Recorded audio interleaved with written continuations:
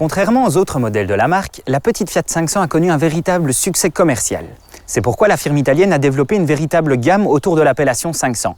La 500 Cabrio, la 500L, le monospace donc, la version 7 places en living ou encore le baroudeur trekking. Aujourd'hui, un modèle vient s'ajouter à cette gamme. Il s'agit de la Fiat 500X, un mini SUV qui n'a de 500 que le nom.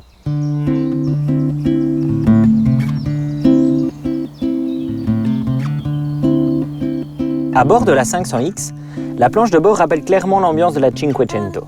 À l'extérieur aussi, d'autres éléments y contribuent, comme les phares, les courbes générales ou encore les poignées de porte chromées.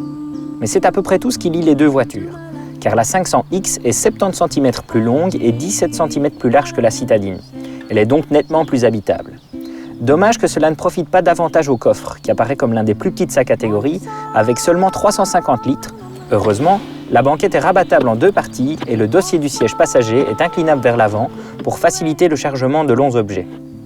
La 500X reçoit un nouveau système multimédia baptisé Uconnect. Il est commandé via un écran tactile de 6,5 pouces. Parmi les fonctions intéressantes, on trouve le système de lecture des SMS. Mieux encore, l'excellent système de contrôle vocal permet de dicter ces SMS sans risquer la faute de frappe. Techniquement, la 500X n'a rien à voir avec la petite 500.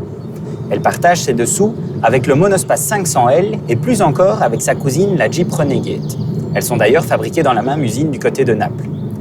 Comme la Renegade et à la différence des autres 500, la X troque son essieu de torsion pour un multibras qui laisse la place pour une transmission intégrale. Fiat ne profite d'ailleurs que partiellement de cette possibilité, puisque seul le gros 2 litres diesel de 140 chevaux a droit au système 4x4, d'office couplé à la boîte automatique à 9 rapports. Les autres versions sont de simple traction.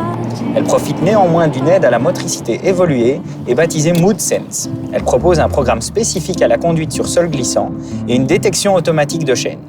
En essence, la 500X offre le choix entre un 1600 atmosphérique de 110 chevaux et un 1400 turbo 140 chevaux. L'offre diesel débute avec le 1300 Multijet et se complète de notre 1600 115 chevaux qui nous plaît particulièrement. Il se distingue par un couple exceptionnel de 320 Nm qui lui garantit des prestations intéressantes, mais également par son silence de fonctionnement et l'absence de vibration, ce qui participe au confort dans l'habitacle en sus des excellents sièges et de l'habitabilité généreuse.